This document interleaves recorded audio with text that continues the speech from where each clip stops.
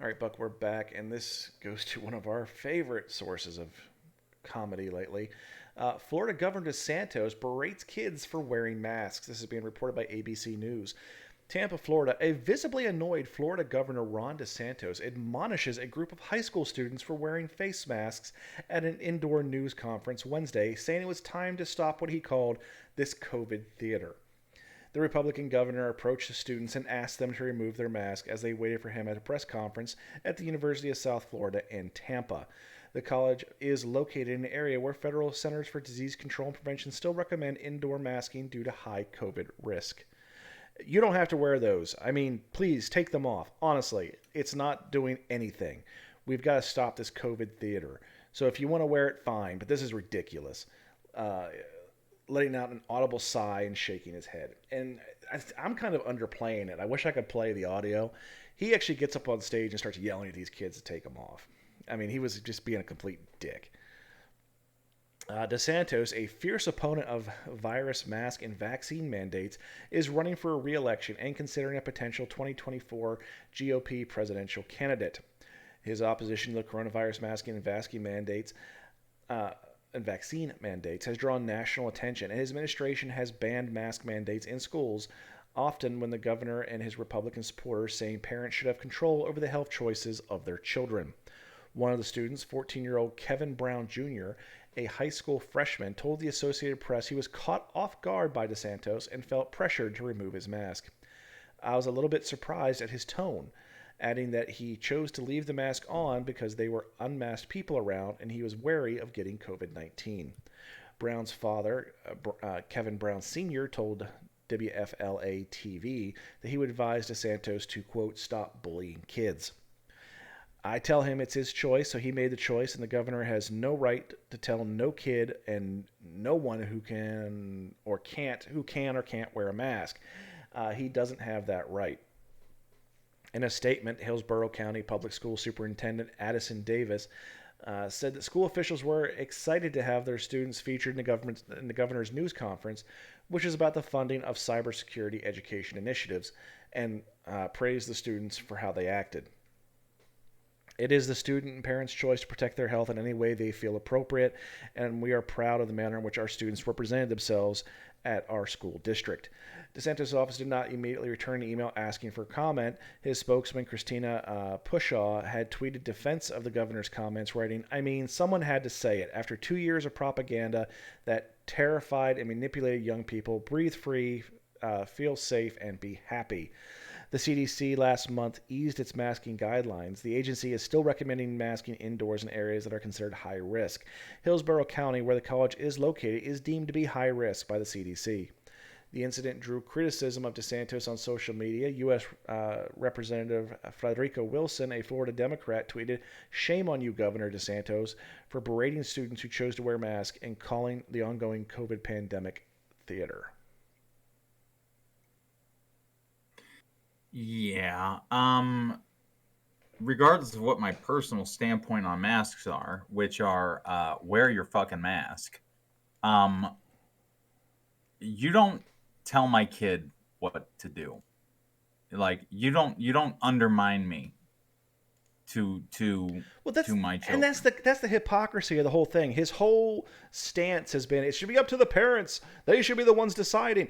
Then, motherfucker, why are you running your goddamn dick holster telling them to take them off when they're obviously that's a decision they made?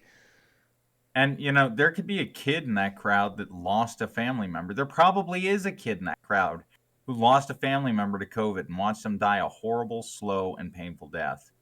And you're going to sit here and call the pandemic theater, COVID theater.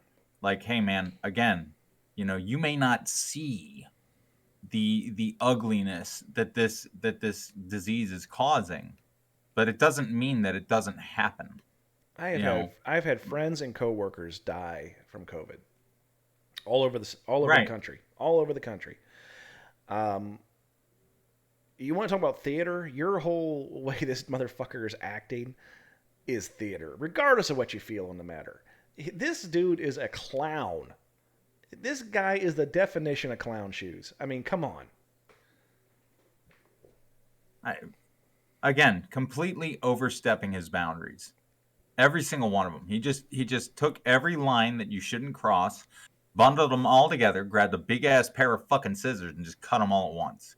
He's like, It's "Fuck it, I'm going all in." even government employees in Florida.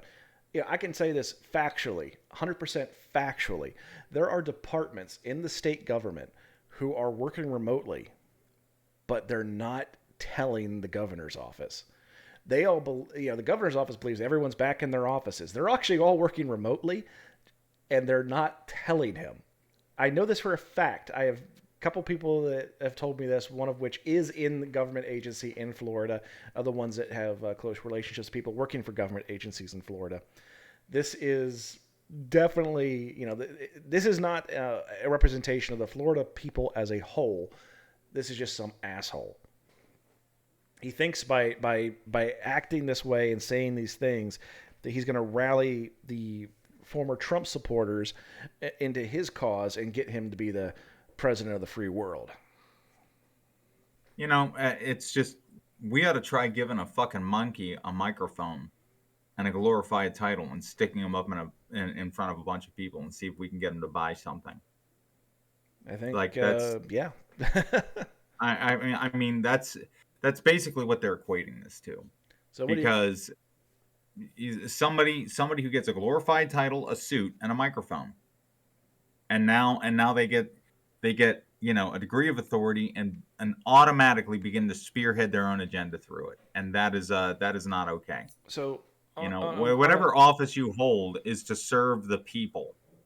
Not to go up there and you don't go up there and promote your own ideals and things like that. You use your ideals in order to impact the decisions that you make. But you know what? You need to keep the greater good in mind, not go out there and bully people's kids. So that's not okay, man. On a scale of 1 to clown shoes, what do you want to rate this guy? Oh, clown shoes and rubber tits. Yeah. I mean, like if we're gonna go in, we're gonna go in, man. This guy is he's one of the worst of the worst, man. Yeah, totally fine. And I'm a registered Republican. This next story comes from WFLA.com, News Channel 8. I tried to bully her. Sarasota candidate threatens to end officer's career during traffic stop, has apologized. A couple months back, we did a story about a judge in West Virginia, and I've been able to get my hands on the entirety of the body cam footage from this encounter, and this guy ranks right up there with the judge, let me tell you. This is coming out of Sarasota, Florida. Martin Hyde, a congressional candidate from the Sarasota area, has released a public apology following a recent traffic stop where he threatened to end the career of an officer who pulled him over. I tried to bully her, Hyde said. I'm not proud of it. The incident happened at the corner of Fruitville Road and Euclid Avenue. The entire encounter was captured on the officer's body-worn camera. In the video, the female officer explains to Hyde that he's pulled over for speeding and texting while driving. Less than 30 seconds into the interaction, Hyde says to the officer, "You know who I am, right?" He then tells her, "I'll just call the chief. How about that?" The video shows Hyde questioning the officer's nationality when she returns with the citations for speeding, texting while driving, and failure to produce registration. Is it your Russian migrant status that makes you talk to people like that? Hyde asks. Video from the traffic stop also shows the congressional candidate threatened to end the officer's career with the police department. The officer called for her supervisor to respond, and he called for a backup unit, citing the driver being extremely uncooperative. "We're going to make sure that she pays the price for being disrespectful," Hyde said to one of the officers who responded as backup. Hyde spoke to WFLA on Wednesday about the traffic stop and said he happened to be in a grumpy mood that day. He said he respects law enforcement officers and added that his oldest son is a sheriff's deputy. So this isn't a question of Martin Hyde disliking cops. This is a question of Martin Hyde being in a ratty mood on a Monday morning and acting the way that he regrets. "I am sorry, and I would like to think that I will learn from it. I would like to think other people might learn from it too." Hyde is challenging Representative Vern Buchanan in a Republican primary for a chance to represent Florida's 16th congressional district in the U.S. House of Representatives. He said he wasn't running for public office and he's not sure his recent interaction with officers would be a big deal if he wasn't running for public office. I'm sorry. I think people need to get a little bit of perspective. While I am sorry for the way I'm sorry, while I accept it shouldn't have happened, many, many worse things have happened all over the world every single day. And part of the reason I'm running is to make sure we live in a better world. This motherfucker hasn't dropped out of the race yet? Holy shit. Yeah, wow, dude. He got some real dream grand. So I've watched the whole video of this fucking ass clown. He you gotta watch it. Martin Hyde. If you just look that up on YouTube, I'm sure you'll find it at this point. The footage is out there. He literally is like, "You know who I am, right?" Yeah. And then she asked him, when they talk about the failure to produce a registration, that's a really key point in this. She asked him for license, registration, proof of insurance. First he's refusing, and then he finally gives her his license. And she asked him for the registration, and he says, "I'm not giving it to you. I'm not giving it to you. Just run the tag. I'm not giving it to you." And she asked him 3 times. She only has to ask him once, but she asked him 3 times. And he says, "It's in the glove box somewhere. I'm not getting it." So she goes back, and she comes back. She wrote him a ticket for failure to produce registration. Now he has it in his hand. He goes, "How are you trying to give me a ticket? It's right here. It's right here. I have it. You can't ticket me for this." And that's what he hangs his hat on for the rest of the interaction. That she's picking on him and giving him a ticket for something she can't give him a ticket for. She absolutely can, because she told you to produce it and you told her to kick rocks. No, sir, you kick rocks. Okay? Right. Yeah. I hate traffic stops. I don't like the concept of them. I don't like the concept of policing for profit. I don't think that's what this was.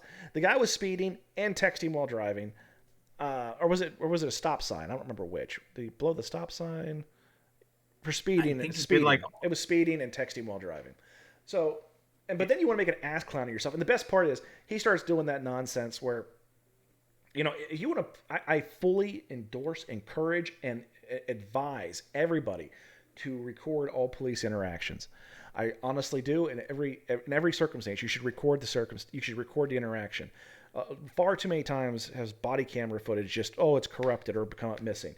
Or the fact that a lot of departments still don't have body cameras. So record every interaction. But this ass clown is one of those ones where he pulls out his phone and he holds it out the window so it's like right in the officer's face. Not recording it for any posterity or evidentiary purposes. He's doing it just to be a dick. And the best part is, excuse me, on his phone, he's got a phone case that has his campaign poster on the back of it. And he's just holding it up to her body cam. Fucking ass clown. It's really disgusting to me to abuse your authority that way. And he has no authority. He is just running for office. That's the best part. It doesn't. It's the best and the worst part. The guy's already won in his mind. And he thinks that this isn't going to be that big of a deal. Yeah. And he's going on and on. He's like, "You think I wouldn't have registration? You know how much this car costs? And I'm not going to register it?" Or look, guys sitting there. He's like, all I want's the best for my community and the people and blah, blah, blah. It's, you know what? You treat your cops like shit. Why would we elect you? Why would you get elected after treating police officers like this before you even actually have the job? Like, dude, you're not going to win. Well, if you win, I'd eat my shoe. I'm glad you don't have the job, because you don't deserve to be in public office. That is definitely for sure. That is, man, I got to give this guy a 4. You know what? I'm having a hard time coming off a 5, just because of the fact that he is trying to he's trying to obtain political office. And before he's even obtained it, he's trying to exploit the power that comes with that political seat and try to bend everyone's will to his so that he can, because he's above the fucking law. I am so glad this guy's not elected to office yet. And if people of Florida in the 16th district, if you vote this guy in, you have some explaining to do to your goddamn God that when you get to the gates, because this motherfucker is going to... Yeah, but that's why I don't think he deserves a 5, because he doesn't actually hold the office yet. If he did, he would be absolutely guilty of one of the most disgusting offenses that a politician could do, which is abuse of power. But since he actually has no power, like all he's doing is basically like if he were on the side of the road holding a sign, I'd give him $1. Like that's all his ranting and raving. That's what it would equate to. I'd be like, dude, are you hungry? Like, do you need a Snickers? do you like is your sugar okay? Like, are you okay, sir? Like, are you having a bad day? Like, Why don't you do get you have your a shopping cart? why don't you get your blankie and go take a nap? Mm-hmm. It's like, hey man, if you got a shopping cart and a bungee cord on you, most hobos have something like that. But I'd just give you a tow. I'll just hook you on the back of my wheelchair. You just sit in your own shopping cart, and I'll pull you for a while. Like take a load off. You look like you need a rest. Like, but no. So he gets a 4. He's out there. He's damn near touching the cop. I'll tell you what, man. Somebody starts pointing shit like that in my fucking face. Like that could have gone really, really like against him in a very ugly way. Well, like I said, I do recommend video and audio recording. Smith v. Cummings, Cummings, Georgia, did not grant, but affirm the right to film law enforcement. That is a Supreme Court ruling. And I encourage everyone to look into that and to record the police whenever possible. Not because I think police are all corrupt and evil, but because accountability is a thing. That being said, folks, I am the Raspberries with my co-host, The Buck, wishing you all a happy and safe week, and we'll see you in the next episode of the Social Liability Podcast.